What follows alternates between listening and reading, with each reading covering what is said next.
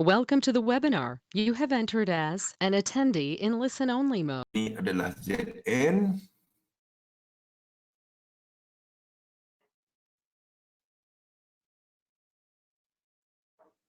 Ini adalah ZN. Kita buang dia. Dan ini adalah US 10 years. Basically, ini adalah inverse. Satu harga, satu pulangan. Ini adalah inverse. Ini one pip to one pip. Ini adalah inverse. Ini memang berlawan. Nampak? Satu adalah harga, satu dia punya interest. Simple lah bahasa dia. Dia tak boleh gunakan bahasa interest, sebenarnya yield, pulangan. Nampak? Ini adalah inverse. Ada tarik macam mana pun cat dia. Ini adalah inverse, one to one. Okey? Okey. Apa maksud benda ni? Apa maksud benda ni? Ini pulangan, kalau anda terima duit macam tu, ingat, ini 10 tahun. 10 tahun. Kalau 10 tahun dahulu, tahun 2010, anda mempunyai gaji sebanyak 1,000, berbanding dengan 1,000 pada tahun 2020, nilai dia tak sama. Nombor dia sama. Purchasing power dia tak sama. Apa yang membezakan dia? Kenapa dia jadi macam tu duit? Siapa tahu kenapa dia jadi macam tu? Badrul? Didi? Azman? Ying Yong?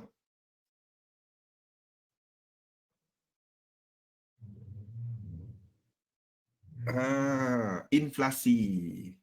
Okey. Okey.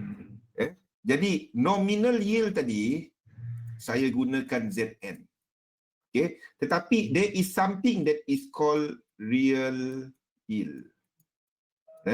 Pulangan sebenar, iaitu kita ada nominal ni tadi tolak dengan inflation. Okey. Inflasi. Okey. Siapa malam tadi yang saya nampak ada orang post, dia trade US punya CPI. Memang dijangka kuat. Tapi keluar CPI bagus macam ni, USD lemah. Ada siapa-siapa kena malam tadi?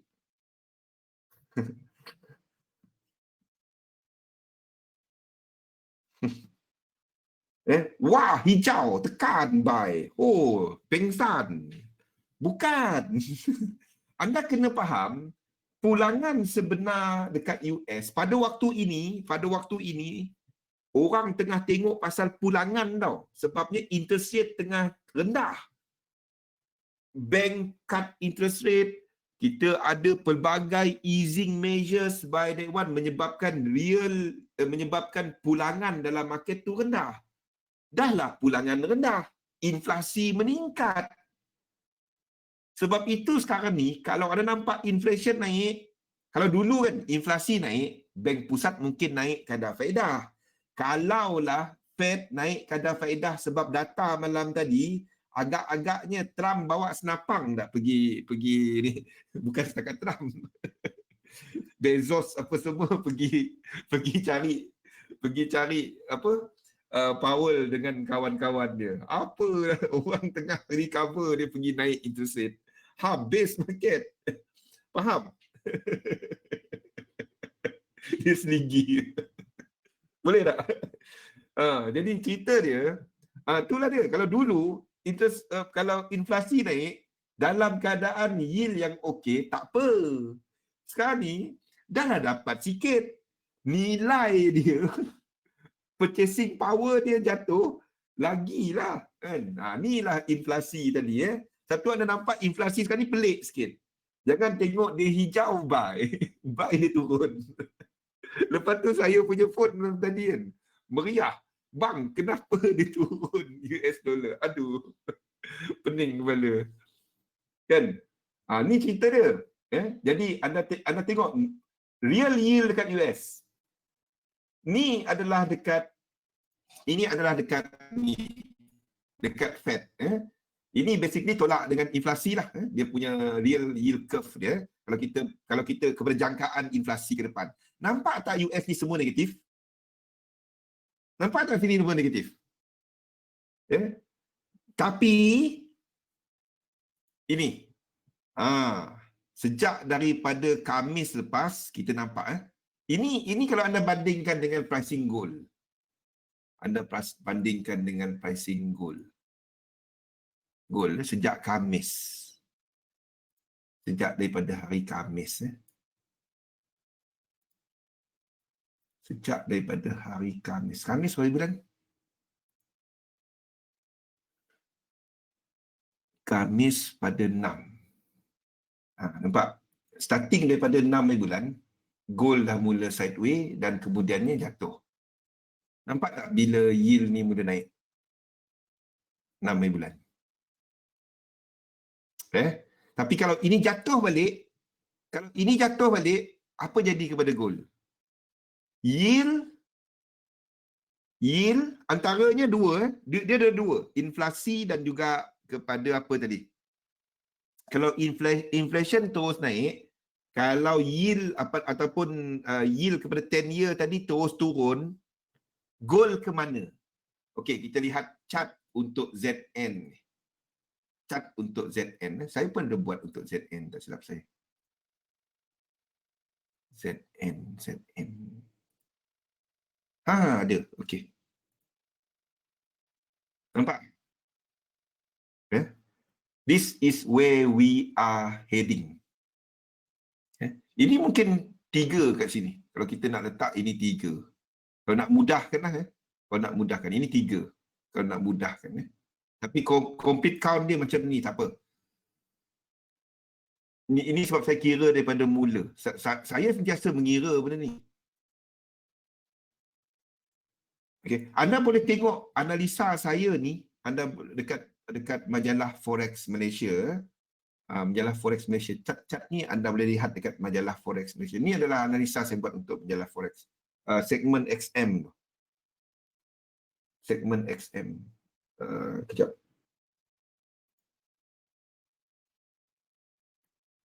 Kita ada segmen tajaan XM dekat situ.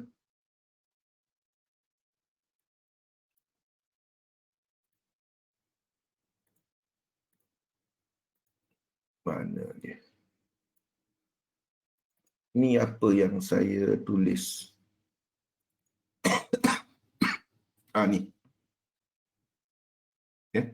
Ini ada dalam segmen tajaan XM. Nampak?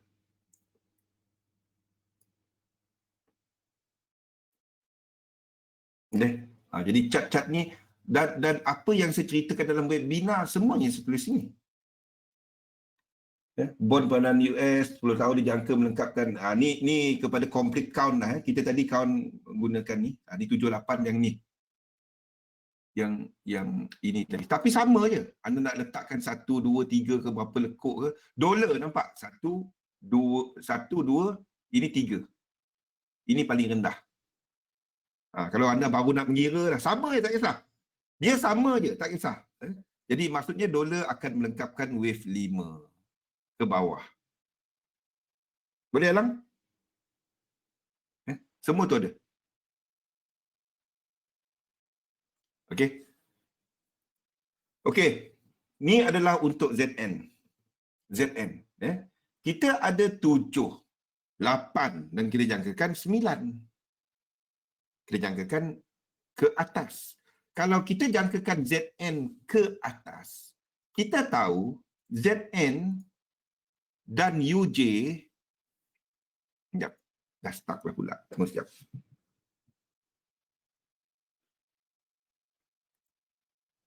Okey. Kita tahu ZN, kenapa tak boleh buka? Okey dah. Sekejap, tak tahu kenapa chat saya tak boleh buka ni. Saya tutupkan ni dulu banyak sangat. Mungkin banyak sangat window. Okey. Kita tahu ZN ni dan juga UJ mempunyai inverse correlation. Ini adalah UJ dan ZN.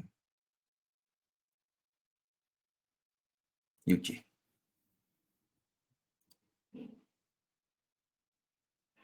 Sekejap. Okey, ni adalah UJ. Okey, sekiranya kita jangkakan ZN ni akan ni dekat daily tadi. Okey. Sekiranya kita jangkakan ZN ni akan ada lagi ke atas, ke mana yang kita jangkakan untuk UJ? Dia tak satu pip tau. Kalau anda nak gunakan satu pip tak dapat. Tapi anda boleh gunakan dia untuk hala tuju. Anda kira lah dia punya ni.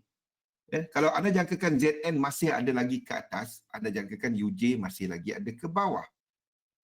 Kita masukkan satu lagi dalam ni, iaitu gold.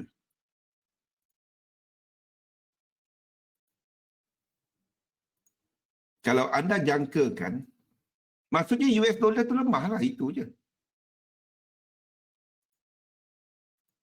Okey. Kalau anda jangkakan ZN masih lagi ke atas, seperti yang kita katakan tadi, gold masih lagi ke atas. Itu je. Dan nampak, semua lining up cantik. Ini 8 ke 9. Ataupun ini 3. Kalau anda baru nak ngira, anda boleh kira ini 1, ini 2, ini 3 kan. Boleh je. Sini 1, ini 2, ataupun sini 2, sini 3. Ni paling tinggi. Sama je. 4, 5, ataupun sini 9. Dia sama je. Sini konektor kita. Sini konektor. Dia sama je. Tak. Kalau futures kuat bukan USD. Tak, ini futures yang terbalik. Ini harga. Kalau yield naik, mungkin USD kuat. Ini harga. Faham betul? Ini harga. Ini terbalik.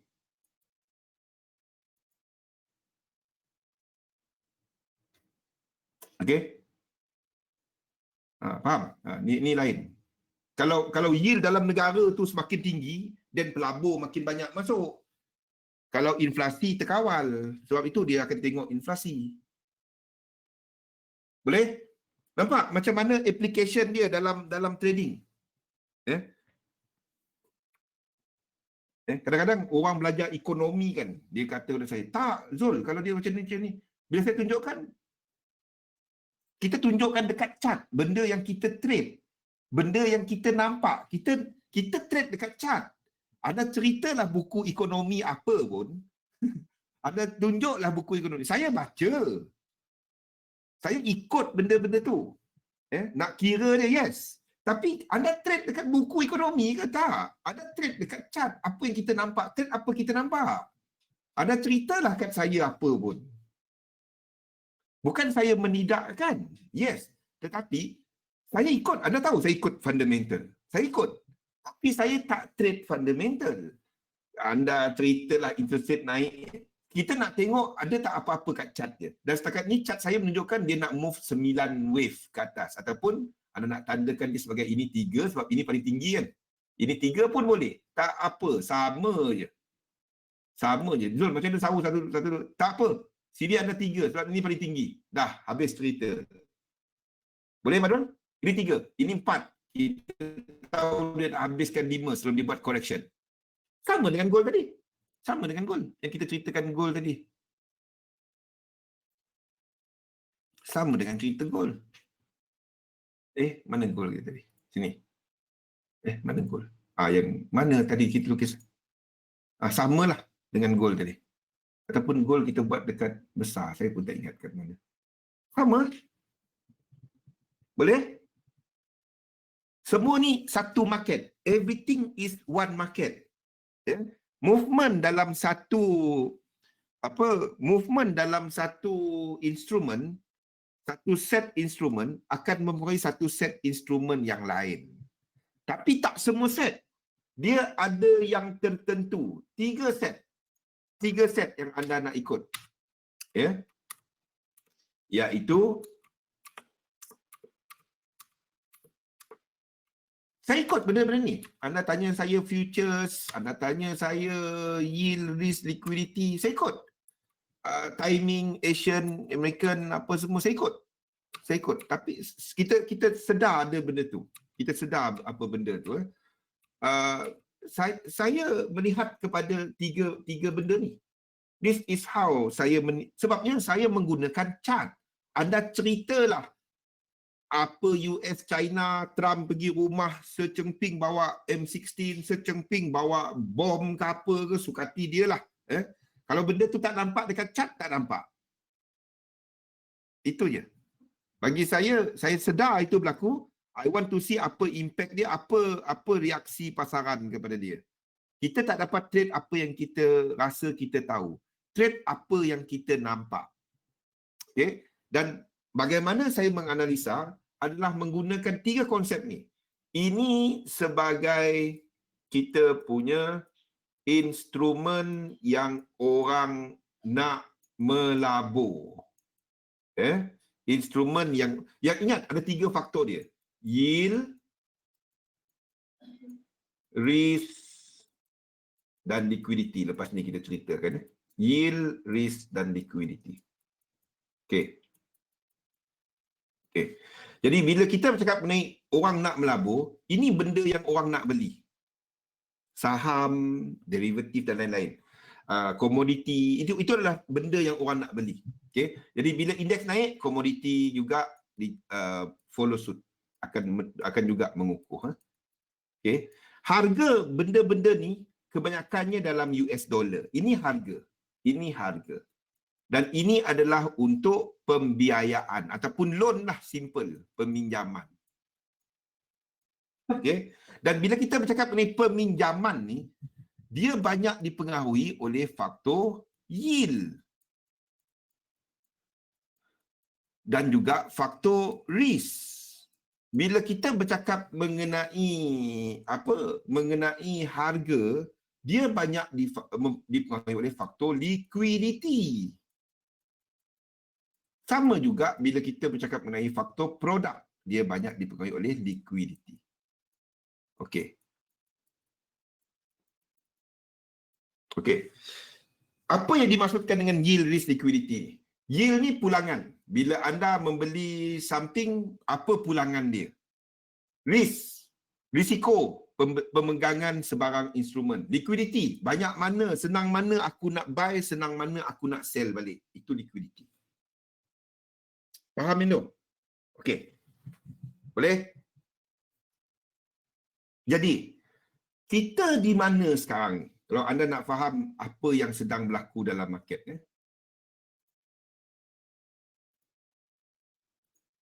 Kita, yen dikira risk. Yes. Sebabnya dia banyak dipengaruhi oleh faktor bila kita ada risk yang meningkat, yield akan turun kan. Sebagai kalau anda macam ni, Badrul, anda ada duit, kawan pinjam. Anda bagi pinjaman dia dalam bentuk duit anda tadi dalam, kita ambil simple lah. Anda ada yen, anda orang Jepun. Okey, lepas tu anda bagi pinjaman kepada kawan anda. Kawan anda meminjam daripada anda sebab anda memberikan interest rate yang paling murah. Okey. Itu yen, itu sifat yen. Okey. Kalau kawan anda mengalami ada masalah, contohnya hilang kerja. Itu kenapa yen tadi. Dan dia jadi pilihan banyak dipinjam sebab dia punya interest rate yang rendah. Okey. Untuk US dollar, dia juga ada faktor pasal risk sebabnya bila dia sebagai mata wang reserve, bila apa-apa hal pun orang balik kepada dia dan perang ke apa ke, flow to quality ke, ada juga pasal USD. Tapi dalam normal operasi, US dollar adalah kepada faktor liquidity. Sebabnya banyak barang pricing dalam US dollar. Bayangkan semua orang beli US dollar sampai satu masanya kalau semua orang duk pegang US dollar, dia tak banyak dalam market. Itu cerita liquidity. Yes, default risk. Dan apa kepada indices tadi faktor liquidity juga. Okey. Balik kepada cerita sekarang. Kita ada ekonomi yang starting untuk nak naik. Okey, ni ekonomi. Ini adalah COVID-19 low. Okay. COVID-19 low.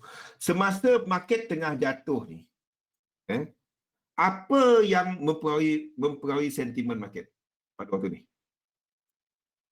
Ada dua. Risk, and selepas tu, masa ni, semua orang keluar daripada market. Sebab itu kita nampak pasaran saham jatuh. Macam anda jugalah, ramai-ramai kita keluar daripada posisi kita. Semua tengah long UJ, lepas tu UJ tu ramai-ramai keluar position. Lepas tu apa orang buat? Orang keluar daripada, orang withdraw.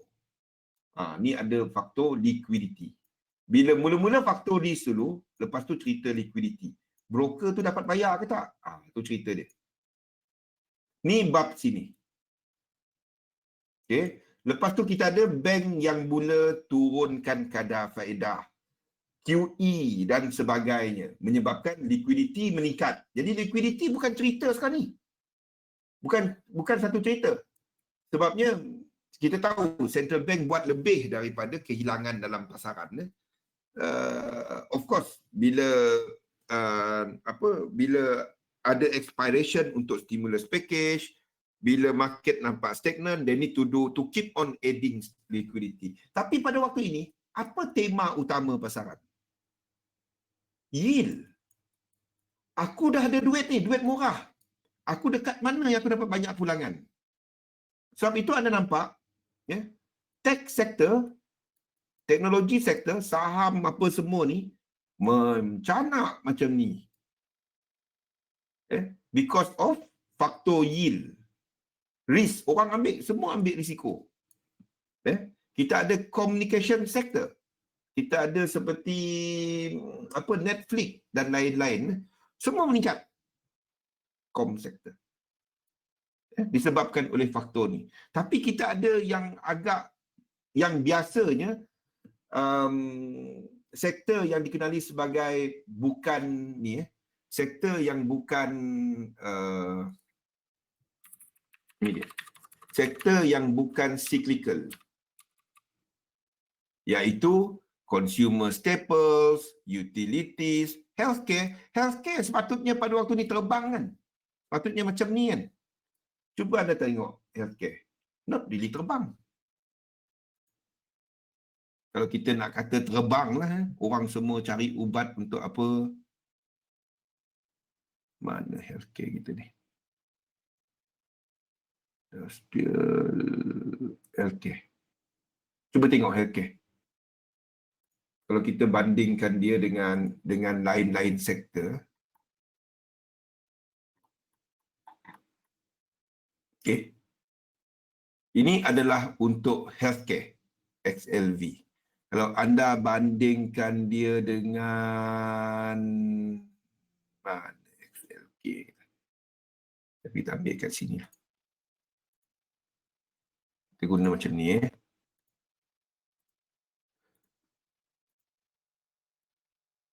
Malaysia lain. Kalau anda nak bandingkan Malaysia, sebab kita banyak move by top glove itu kan. XLK. Ini XLK kita. Ini XLK.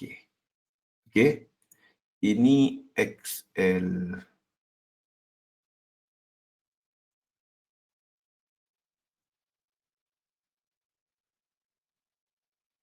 Ini financial.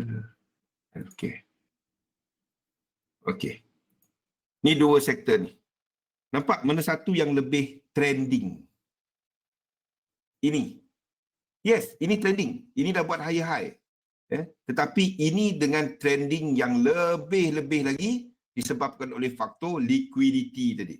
Overall, hampir kesemuanya, kecuali kita ada sektor-sektor seperti financial yang masih lagi lemah. Ini adalah financial. Kenapa slow sangat ni? Ini adalah financial. Sebab interest rate tak naik lagi. Financial. Ni XLF. Nampak? Sektor yang berkaitan dengan ni. Tapi cerita dia, sebabnya kita tahu the money is not here. Sebab interest rate rendah. Interest rate rendah. Orang tengah cari duit kat mana? This is where the speculation. The big guys, tempat selamat nak simpan duit. This is what you are looking at now. Orang semua tengah cari pasal yield. That's why when this happen and real yield ini adalah dekat fixed income, iaitu benda seperti bond tadi, real yield masih lagi kekal negatif. We have interest rate yang dijangka kekal at least sampai tahun depan. Kita ada inflation yang nampaknya slowly creeping up. What do you think will still happen to gold and silver sebagai value preservation? What will happen to these two? Nampak cerita dia? Yes, kita pegang gold, kita pegang silver, dia tak ada faktor yield. Yeah? But as a portfolio diversification punya kaedah, there will be some yang akan meletakkan kepada value preservation, ataupun sebelum ini lebih kepada fixed income, di mana fixed income punya instrumen semakin menurun disebabkan oleh interest rate yang menurun. So people are looking at value preservation punya instrumen. That's why you see gold and silver ni meningkat. Faham? Dan sini adalah kepada variable instrument. Seperti benda-benda seperti saham, komoditi.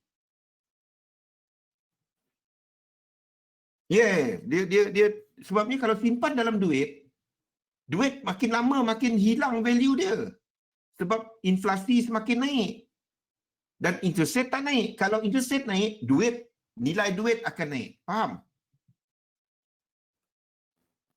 Yang bawah ni. Ini interest rate.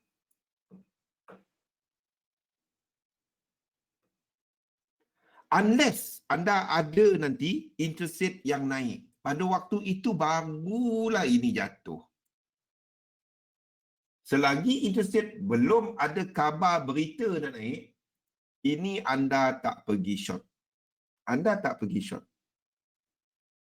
Biar lagilah inflation naik, interest rate tetap tak naik, ini makin naik. Nampak kenapa gold dan silver bukannya sebab inflasi. Part of it lah. Dia adalah kepada faktor real yield. Pulangan sebenar.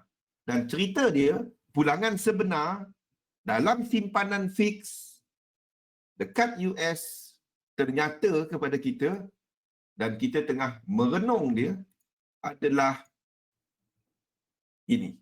Mana pergi yang saya buat tadi? Oh, saya dah tutup. Adalah ini. Nampak? Faham? Boleh? Inilah dia. Kita tengah merenung dia sekarang. Adalah negatif.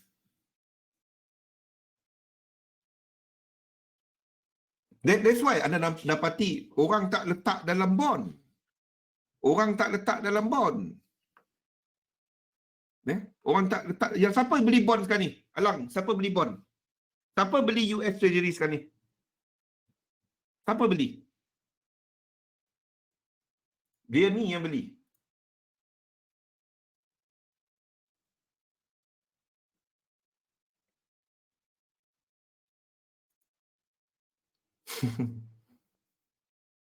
dia ni yang beli. Mana? Dia ni yang beli. Dia yang beli. Sebab itu harga bond naik, yield makin rendah. Kenapa orang beli negatif? Dia ni yang beli. Ni. Anda boleh call. Siapa nak call dia? Ada phone number. Siapa tanya saya hari itu? Nah. Siapa nak call dia boleh contact dia sini. 202-452-3000. Dia yang buy, dia yang sell. Tak, dia pegang. Dia yang beli. This is how the market work nowadays.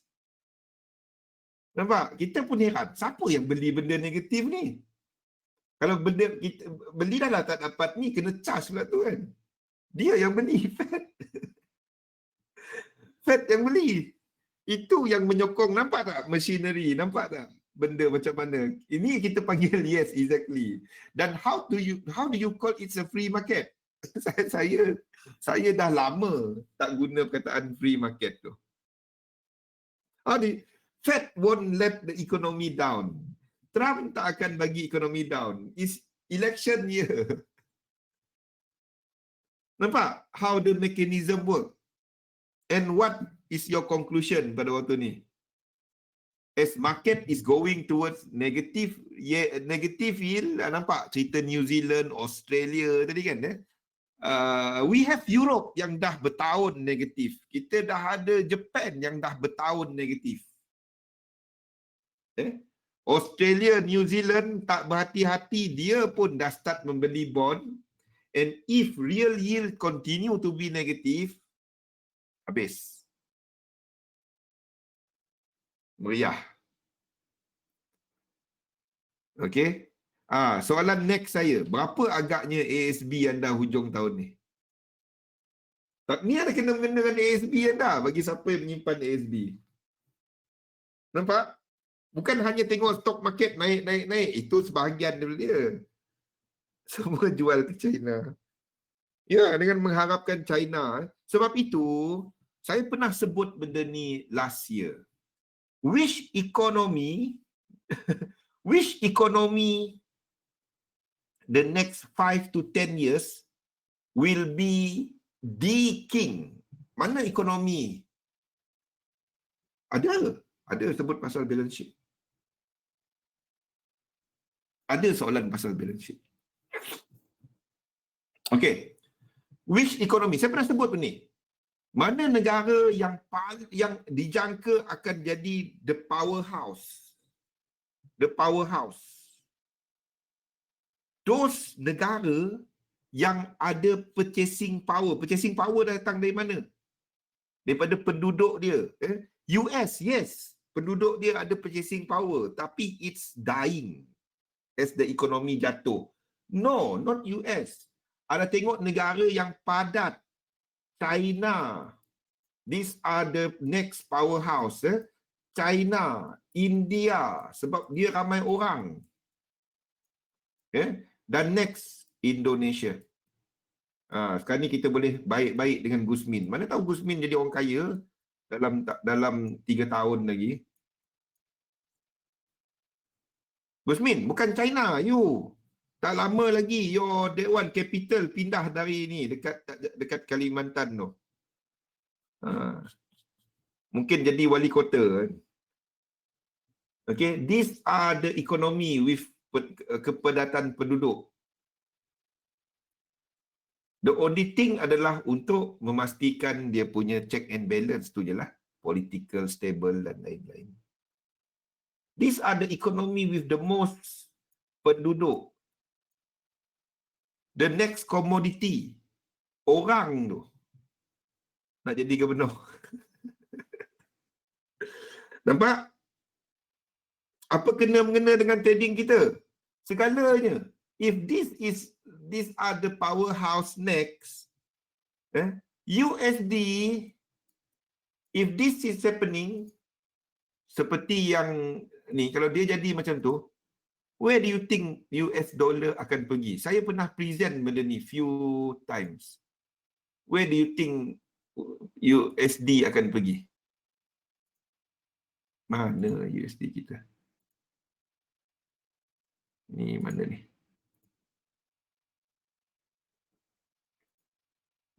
Where do you think US dollar akan pergi? Saya pernah present benda ni few time. Ni. Oh, bukan ni. Do not delete.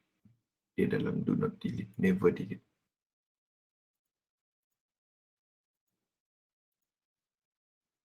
Dalam ni.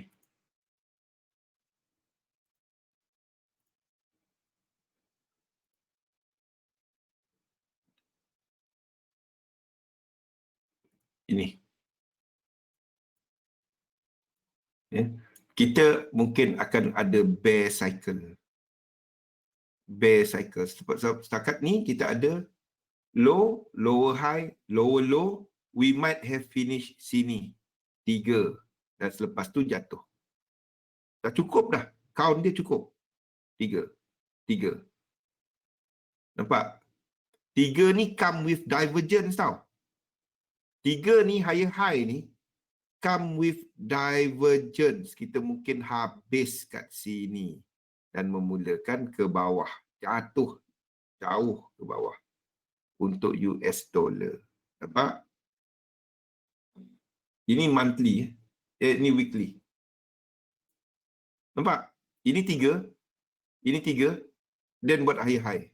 Ini adalah satu yang habis. Kita ada 2 channel. Dan kita ada lower low sequence. So, ke bawah. Weak US dollar.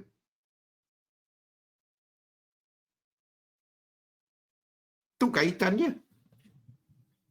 And everything moving.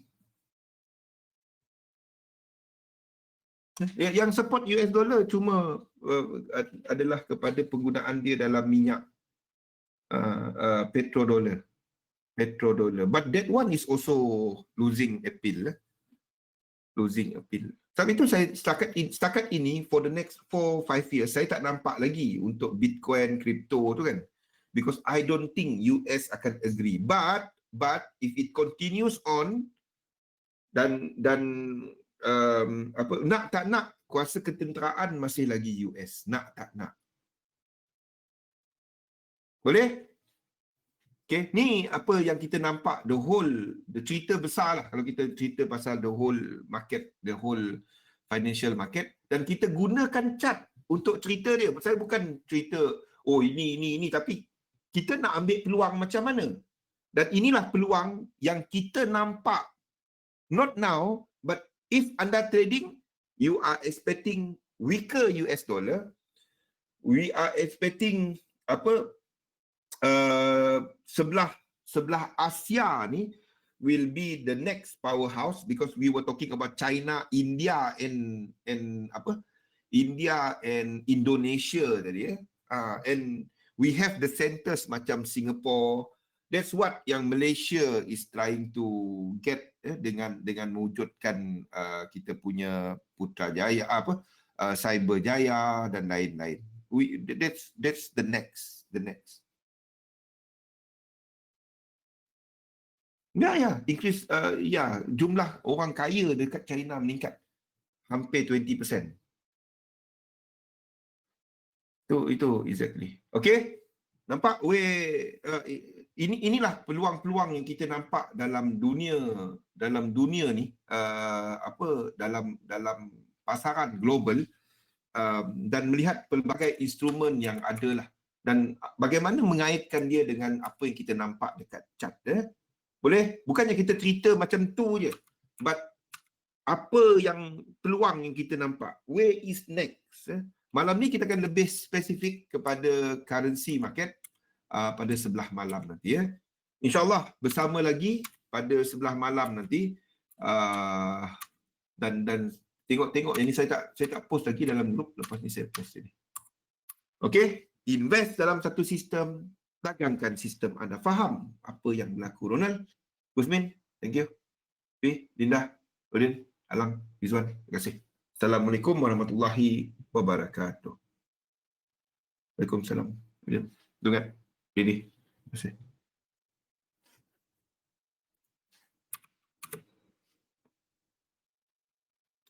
Thank you.